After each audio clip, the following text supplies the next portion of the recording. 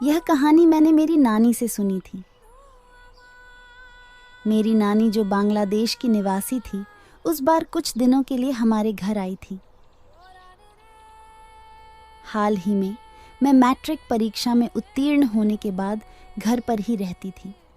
मेरे पिताजी एक सिलाई की पाठशाला में मुझे दाखिला दिलाए। वे घंटों के बाद घर पर आना, मेरी माँ की कामकाज में हाथ बटाना, बस यही थी मेरी दैनिक दिनचर्या। वह दिन आज भी मुझे अच्छे से याद है। वह शनिवार की एक बारिश भरी रात थी।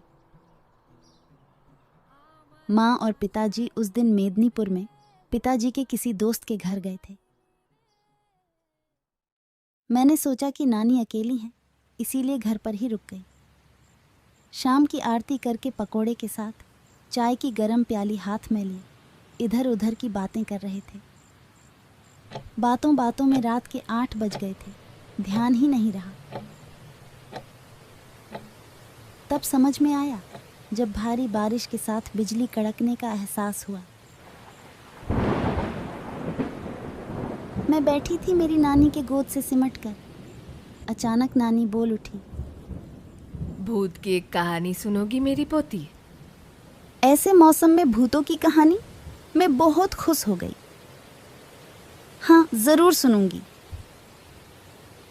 मेरी माँ रात के लिए गर्मा गर्म खिचड़ी और तला हुआ बैंगन बनाई थी। कहानी सुनने की गहरी चाह में मैं लगभग एक प्लेट खिचड़ी निगल गई। मेरी नानी मेरे साथ ही खाना खाई। जो भी हो, खाना खाने के बाद मेरी नानी अपने लिए पान बना रही थी। तब तक मैंने रसोई का सारा काम खत्म करके नानी के पास जाकर इत्मीनान से बैठी। उस दिन माँ पिताजी घर नहीं लौटेंगे, इसलिए और कोई काम नहीं रहा। घर के अंदर आई तो देखा नानी मच्छरदानी लगाकर बिस्तर में बैठी थी और मैं घर की बत्ती बुझाकर एक नीले रंग की रोशनी जलाकर जल्दी से नानी के पलंग पर घुस गई। नानी पान चबाती हुई कहानी शुरू की।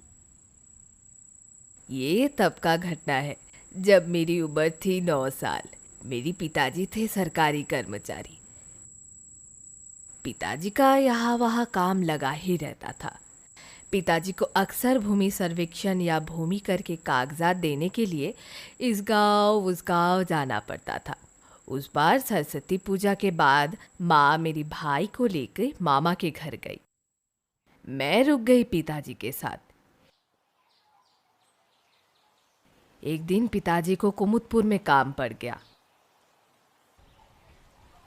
हमारा यहाँ से कुमुदपुर के लिए ट्रेन पूरे दिन में केवल एक ही बार मिलती थी।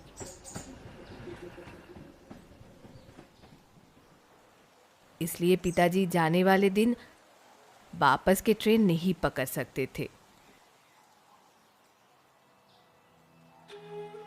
दूसरी ओर मैं भी घर पर अकेली थी। कोई चारा ना देखकर पिताजी मुझे भी अपने साथ लेकर गए।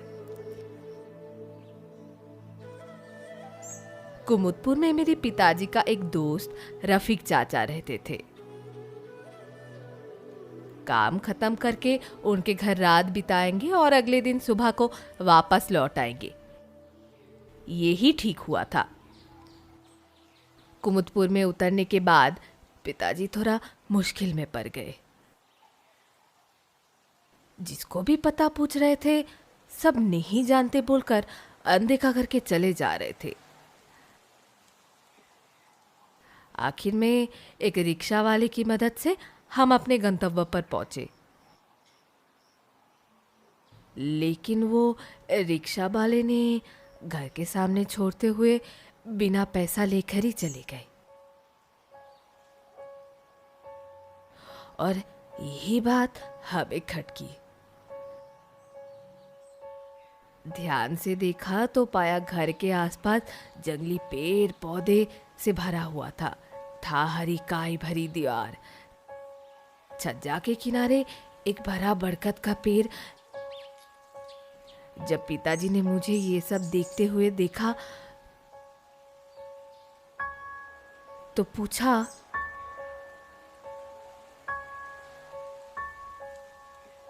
क्या हुआ? ये घर बहुत अजीब सा है। यहाँ क्या कोई भी नहीं रहता है? पिताजी के चेहरे पर परेशानी का झलक दिख रहा था। कुछ पल चुपचाप रहने के बाद वो बोले, मुझे भी कुछ सही नहीं लग रहा है। वो रिक्शा वाला भी तो भाग गया यहाँ से। चारों ओर फिर से देख हम घर की तरफ बढ़ने लगे। घर का मूल दरवाजा हल्का सा बंद था। थोड़ा सा धक्का देने पर दरवाजा खुल गया।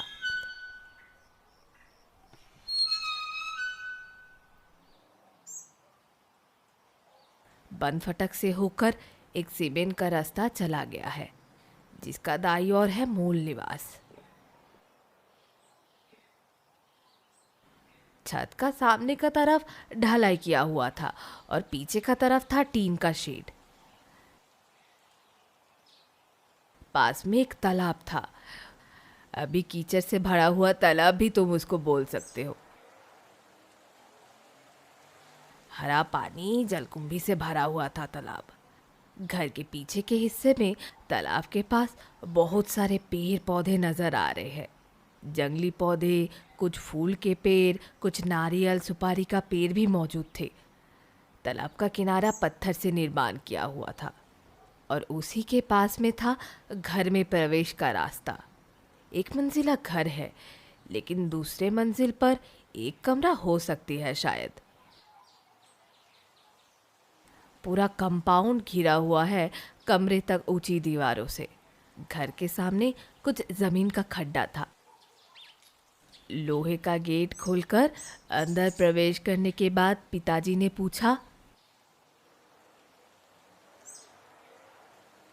कोई है? सरकारी कागज है। कोई शब्द सुनाई नहीं दिया।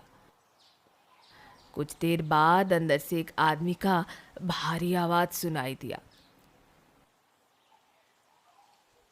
अंदर आइए। अचानक ही लगा जैसे दिन का उजाला कम हो गया। बादल से भरी ठंडी हवा बहुत भारी लग रहा था। पिताजी मेरे तरफ देखते हुए बोले, मुन्नी, लग रहा है बारिश होगा। जल्दी से काम निपटा के रफीक के घर जाना पड़ेगा। मैं भी सिर हिलाते हुए पिताजी का बात पर सम्मति दिखाई। अंदर से फिर किसी ने कहा, कहाँ हो आप? अंदर आइए। पिताजी का हाथ पकड़ के जाने लगी। पेड़ के नीचे से जब गुजर रही थी तब हवा की बहुत कमी महसूस की।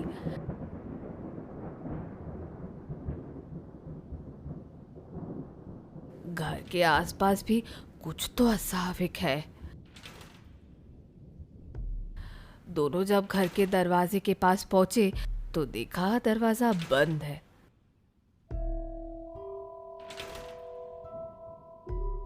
दो बार खटखटाया, कोई नहीं आया। पिताजी और मैंने बहुत ट्राई किया दरवाजे खोलने का, लेकिन कोई फायदा नहीं हुआ। पिताजी थोड़ा गुस्से से बोले, अरे दरवाजा खोलिए, ये मजाक करने का टाइम नहीं है। दरवाजा खुला। अंदर में घोर काला अंधेरा छाया है। फिर अंदर से आवाज आई, मैं बहुत ही बीमार हूँ, बगल वाले कमरे में हूँ, थोड़ी इधर आइए ना, इस तरफ आइए ना। काले घने अंधेरे में अनजान जगह पर जाना मुश्किल हो रहा था। बहुत मुश्किल से कमरे का स्विच बोर्ड ढूंढ के मैं बत्ती जला दी। टिमटिमाती बत्ती की रोशनी कमरे की चारों ओर फैल गई। उसी रोशनी में थोड़ा बहुत दिखाई पड़ रहा था। पूरे कमरे पर धूल की मोटी परत जमी है।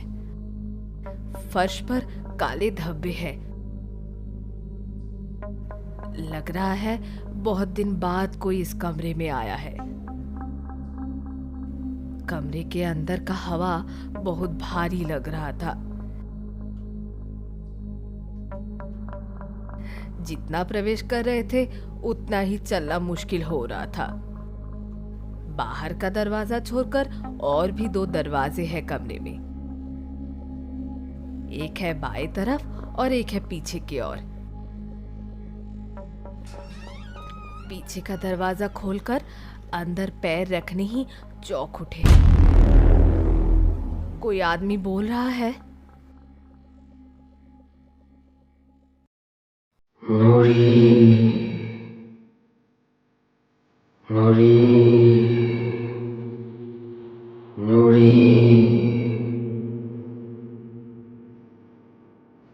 लेकिन बुला कौन रहा है? काले घने अंधेरे में कमरे के उस पार कुछ नहीं है। दरवाजा खोलने के साथ साथ चमगादड़ का झुंड निकल आया है घने अंधेरे से। मैं डर के मारे 2 कदम पीछे हट गई। कमरे में कुछ भी नहीं दिख रहा है। हम दीवार पर हाथ फेर कर फिर से रोशनी ढूंढने की कोशिश करने लगे। स्विच दबाने पर नीला लाइट लैंप जल गया, लेकिन रोशनी कहीं नहीं है सिवाय दीवार की एक जगह छोड़कर। वहां लग रहा है बहुत दिनों बाद कोई इस कमरे में आया है। पिताजी मेरे बहुत बहादुर थे, लेकिन पिताजी के हथेलियों में भी पसीना आना शुरू हो गया।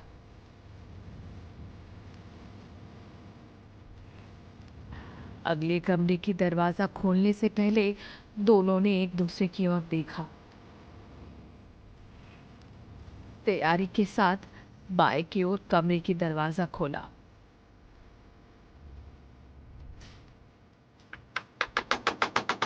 कोई आवाज सुनाई नहीं दिया जो हमें अंदर बुला रहा था। उसकी तरफ से अब तक कोई प्रतिक्रिया भी नहीं मिली। पिताजी ने फिर से पूछा, आप कहाँ हो? आप दिख क्यों नहीं रहे? कोई उत्तर नहीं आया। उस कमरे से गुजरते हुए हम खुद को एक संकीर्ण गलियारी में पाते हैं।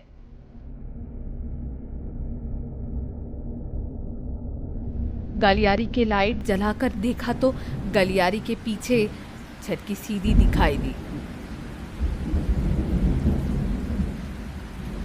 अचानक बारिश शुरू हो गई।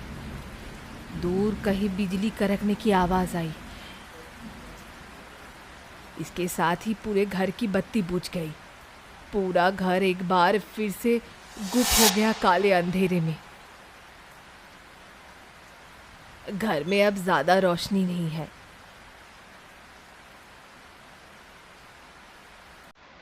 पिताजी ने गहरी सांस लेकर मेरी ओर देख के कहा, मुन्नी, आज और कोई काम नहीं होगा। बारिश कम होने पे रफीक के घर जाएंगे। अचानक एक कमरे के अंदर से रोने की आवाज आती है।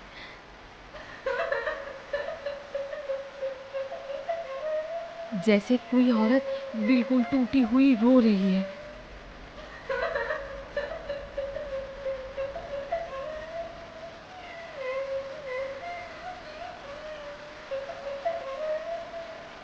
पिताजी का चेहरा डर से सूख गया। मैं एक मन से अपनी माँ द्वारा सिखाई गई दुर्गा मंत्र की जाप करने लगी थी। रोने की आवाज धीरे धीरे बढ़ती गई।